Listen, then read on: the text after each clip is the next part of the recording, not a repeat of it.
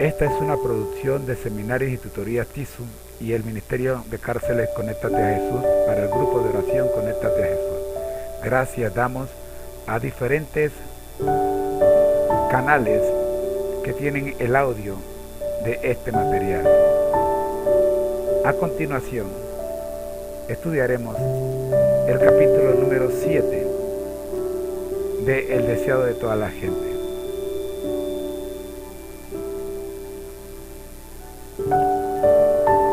Queremos darle las gracias muy especial al ministerio. Gracias a Dios por siempre, por el audio que en esta ocasión vamos a utilizar.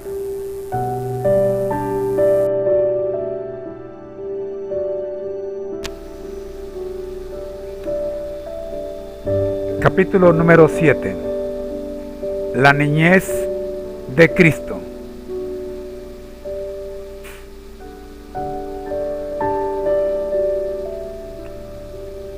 Recuerden, mis queridos hermanos, que estamos recomendando leer primero la porción bíblica en la que se basa el capítulo.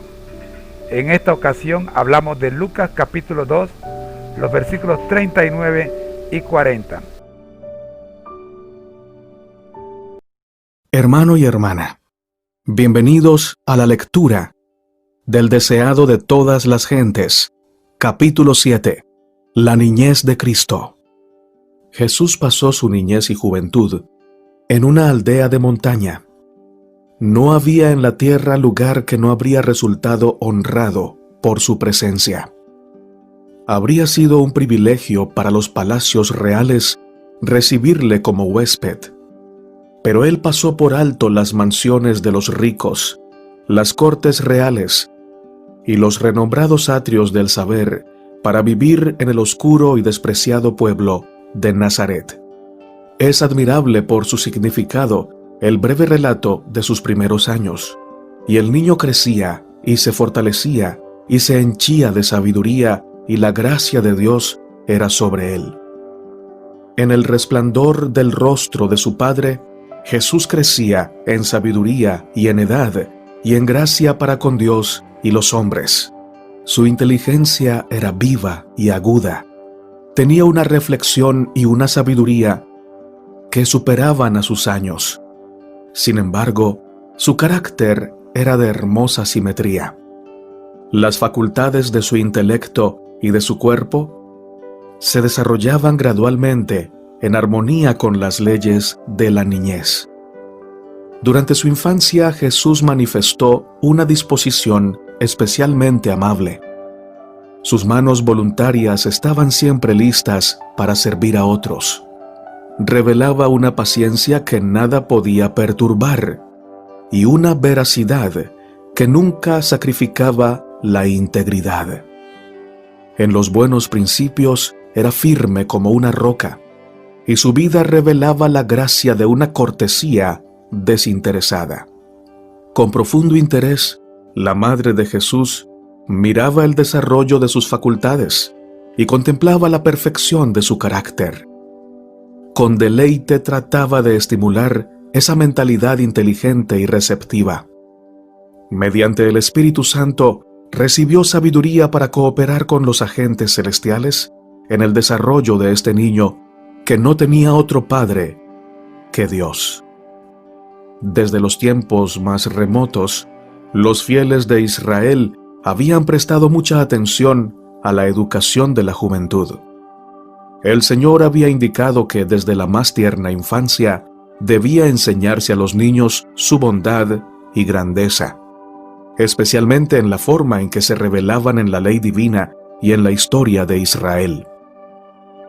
Los cantos, las oraciones y las lecciones de las Escrituras debían adaptarse a los intelectos en desarrollo. Los padres debían enseñar a sus hijos que la ley de Dios es una expresión de su carácter y que al recibir los principios de la ley en el corazón, la imagen de Dios se grababa en la mente y el alma. Gran parte de la enseñanza era oral, pero los jóvenes aprendían también a leer los escritos hebreos, y podían estudiar los pergaminos del Antiguo Testamento.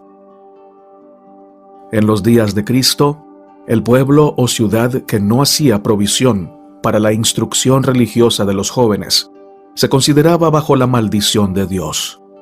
Sin embargo, la enseñanza había llegado a ser formalista. La tradición había suplantado en gran medida a las Escrituras. La verdadera educación debía inducir a los jóvenes a que buscasen a Dios, si en alguna manera palpando le hallen. Pero los maestros judíos dedicaban su atención al ceremonial. Llenaban las mentes de asuntos inútiles para el estudiante que no podían ser reconocidos en la escuela superior del cielo. La experiencia que se obtiene por una aceptación personal de la palabra de Dios no tenía cabida en su sistema educativo. Absortos en las ceremonias externas, los alumnos no encontraban la fuente de la sabiduría. Los grandes hechos esenciales del servicio de Dios eran descuidados. Los principios de la ley eran oscurecidos. Lo que se consideraba como educación superior era el mayor obstáculo para el desarrollo verdadero. Bajo la preparación que daban los rabinos, las facultades de la juventud eran reprimidas. Su intelecto se paralizaba y estrechaba. El niño Jesús no recibió instrucción en las escuelas de las sinagogas. Su madre fue su primera maestra humana. De labios de ella y de los rollos de los profetas, aprendió las cosas celestiales. Las mismas palabras que él había hablado a Israel por medio de Moisés, le fueron enseñadas sobre las rodillas de su madre. Y al pasar de la niñez a la adolescencia, no frecuentó las escuelas de los rabinos. No necesitaba la instrucción que podía obtenerse de tales fuentes, porque Dios era su instructor. La pregunta hecha durante el ministerio del Salvador, ¿cómo sabe éste letras no habiendo aprendido?, no indica que Jesús no sabía leer, sino meramente que no había recibido una educación rabínica. Puesto que él adquirió saber como nosotros podemos adquirirlo, su conocimiento íntimo de las Escrituras nos demuestra cuán diligentemente dedicó sus primeros años al estudio de la palabra de Dios. Delante de él se extendía la gran biblioteca de la obra de Dios. El que había hecho todas las cosas estudió las lecciones que su propia mano había escrito en la tierra, el mar y el cielo. Apartado de los caminos profanos del mundo, adquiría conocimiento científico de la naturaleza. Estudiaba la vida de las plantas, los animales y los hombres. Desde sus más tiernos años, fue dominado por un propósito. Vivió para beneficiar a otros. Para ello hallaba recursos en la naturaleza. Al estudiar la vida de las plantas y de los animales, concebía nuevas ideas de los medios y modo de realizarlo. Continuamente trataba de sacar de las cosas que veía ilustraciones con las cuales presentar los vivos oráculos de Dios. Las parábolas mediante las cuales, durante su ministerio, le gustaba enseñar sus lecciones de verdad, demuestran cuán abierto estaba su espíritu a la influencia de la naturaleza y cómo había obtenido enseñanzas espirituales de las cosas que le rodeaban en la vida diaria. Así revelaba a Jesús el significado de la palabra y las obras de Dios, mientras trataba de comprender la razón de las cosas que veía. Le acompañaban los seres celestiales y se gozaba cultivando santos pensamientos y comuniones. Desde el primer destello de la inteligencia, estuvo constantemente creciendo en gracia espiritual y conocimiento de la verdad. Todo niño puede aprender como Jesús. Mientras tratemos de familiarizarnos con nuestro Padre Celestial mediante su palabra, los ángeles se nos acercarán, nuestro intelecto se fortalecerá, nuestro carácter se elevará y refinará. Llegaremos a ser más semejantes a nuestro Salvador. y mientras contemplamos la hermosura y grandiosidad de la naturaleza, nuestros afectos se elevarán a Dios. Mientras el espíritu se prosterna asombrado, el alma se vigoriza, poniéndose en contacto con el Ser Infinito mediante sus obras. La comunión con Dios por medio de la oración desarrolla las facultades mentales y morales, y las espirituales se fortalecen mientras cultivamos pensamientos relativos a las cosas espirituales. La vida de Jesús estuvo en armonía con Dios. Mientras era niño, pensaba y hablaba como niño, pero ningún vestigio de pecado mancilló la imagen de Dios en él. Sin embargo, no estuvo exento de tentación. Los habitantes de Nazaret eran proverbiales por su maldad. La pregunta que hizo Natanael, ¿de Nazaret puede salir algo bueno?, demuestra la poca estima en que se los tenía generalmente. Jesús fue colocado donde su carácter iba a ser probado. Le era necesario estar constantemente en guardia a fin de conservar su pureza. Estuvo sujeto a todos los conflictos que nosotros tenemos que arrostrar, a fin de sernos un ejemplo en la niñez, la adolescencia y la edad adulta. Satanás fue incansable en sus esfuerzos por vencer al niño de Nazaret. Desde sus primeros años Jesús fue guardado por los ángeles celestiales. Sin embargo, su vida fue una larga lucha contra las potestades de las tinieblas. El que hubiese en la tierra una vida libre de la contaminación del mal era algo que ofendía y dejaba perplejo al príncipe de las tinieblas. No dejó sin probar medio alguno de entrampar a Jesús. Ningún hijo de la humanidad tendrá que llevar una vida santa en medio de tan fiero conflicto con la tentación como nuestro Salvador. Los padres de Jesús eran pobres y dependían de su trabajo diario para su sostén. Él conoció la pobreza, la abnegación y las privaciones. Esto fue para él una salvaguardia. En su vida laboriosa no había momentos ociosos que invitasen a la tentación. No habían horas vacías que preparasen el camino para las compañías corruptas. En cuanto le era posible, cerraba la puerta al tentador. Ni la ganancia ni el placer, ni los aplausos ni la censura podían inducirle a consentir en un acto pecaminoso. Era sabio para discernir el mal y fuerte para resistirlo. Cristo fue el único ser que vivió sin pecar en esta tierra. Sin embargo, durante casi 30 años, moró entre los perversos habitantes de Nazaret. Este hecho es una reprensión para los que creen que dependen del lugar, la fortuna o la prosperidad para vivir una vida sin mácula. La tentación, la pobreza, la adversidad son la disciplina que se necesita para desarrollar pureza y firmeza. Jesús vivió en un hogar de artesanos y con fidelidad y alegría desempeñó su parte en llevar las cargas de la familia. Había sido el generalísimo del cielo y los ángeles se habían deleitado cumpliendo su palabra. Ahora era un siervo voluntario, un hijo amante y obediente. Aprendió un oficio y con sus propias manos trabajaba en la carpintería con José. Vestido como un obrero común, recorría las calles de la pequeña ciudad, yendo a su humilde trabajo y volviendo de él.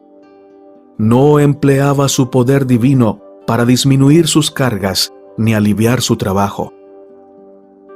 Mientras Jesús trabajaba en su niñez y juventud, su mente y su cuerpo se desarrollaban.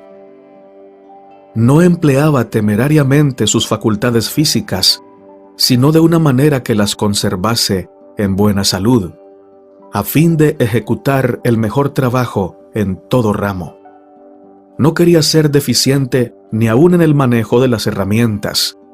Fue perfecto como obrero, como lo fue en carácter.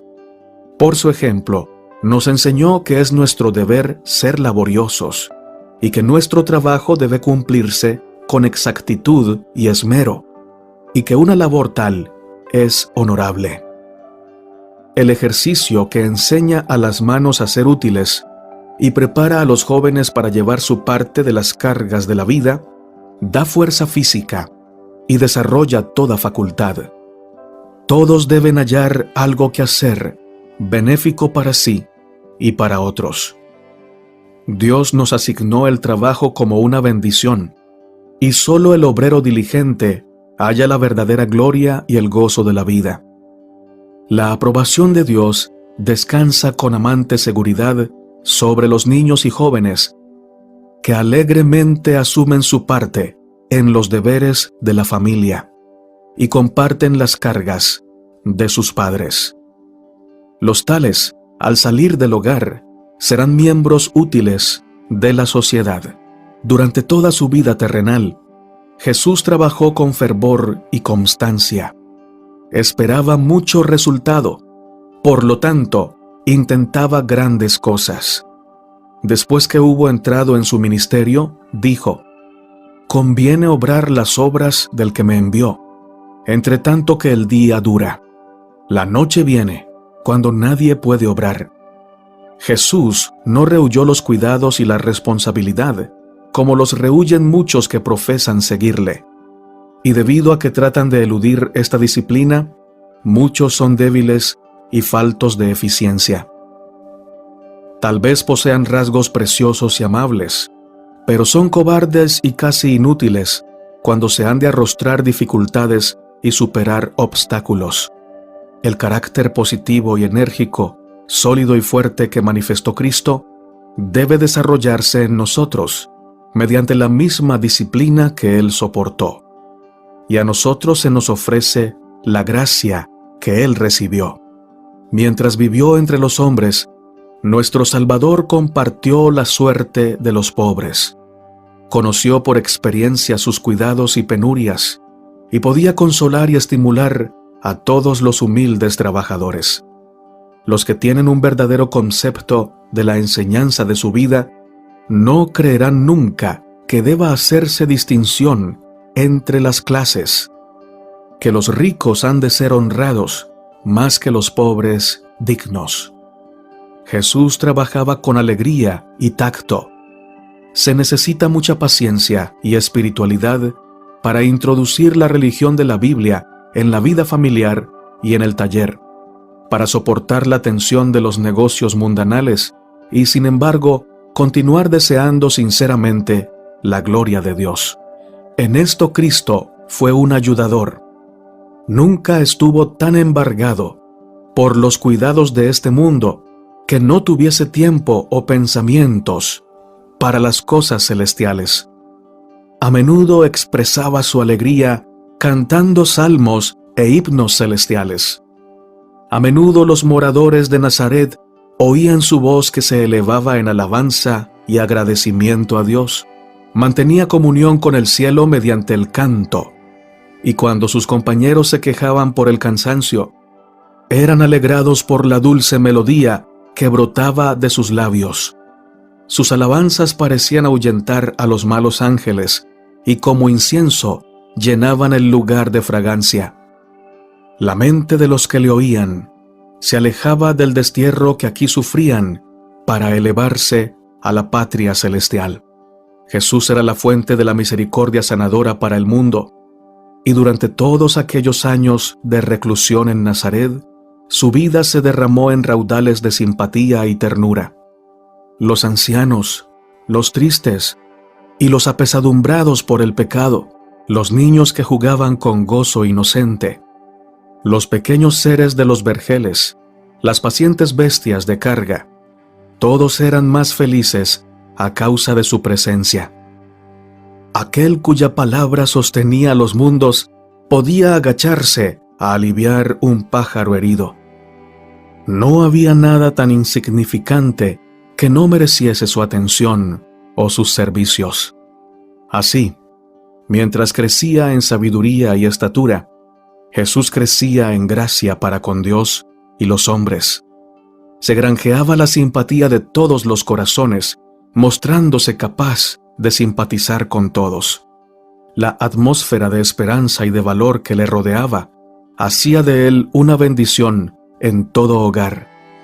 Y a menudo, en la sinagoga, los sábados, se le pedía que leyese la lección de los profetas, y el corazón de los oyentes se conmovía al ver irradiar una nueva luz de las palabras familiares del texto sagrado. Sin embargo, Jesús rehuía la ostentación. Durante todos los años de su estada en Nazaret, no manifestó su poder milagroso, no buscó ninguna posición elevada, ni asumió títulos. Su vida tranquila y sencilla, y aún el silencio de las Escrituras acerca de sus primeros años, nos enseñan una lección importante. Cuanto más tranquila y sencilla sea la vida del niño, cuanto más libre de excitación artificial y más en armonía con la naturaleza, más favorable será para el vigor físico y mental y para la fuerza espiritual. Jesús es nuestro ejemplo. Son muchos los que se espacían con interés en el período de su ministerio público, mientras pasan por alto la enseñanza de sus primeros años. Pero es en su vida familiar donde es el modelo para todos los niños y jóvenes. El Salvador condescendió en ser pobre, a fin de enseñarnos cuán íntimamente podemos andar con Dios nosotros, los de suerte humilde. Vivió para agradar, honrar y glorificar a su Padre en las cosas comunes de la vida. Empezó su obra consagrando el humilde oficio del artesano que trabaja para ganarse el pan cotidiano. Estaba haciendo el servicio de Dios tanto cuando trabajaba en el banco del carpintero, como cuando hacía milagros para la muchedumbre. Y todo joven que siga fiel y obedientemente el ejemplo de Cristo en su humilde hogar, puede aferrarse a estas palabras que el Padre dijo de él por el Espíritu Santo. He aquí mi siervo, yo le sostendré, mi escogido, en quien mi alma toma contentamiento. Muchas gracias por quedarte hasta el final. Recuerda que el Señor te ama con amor eterno. Recuerda que tu vida vale la sangre de Cristo y por lo tanto debes entregarla en sus manos y hacer tu parte para cuidar ese regalo como un tesoro. Dios te bendiga.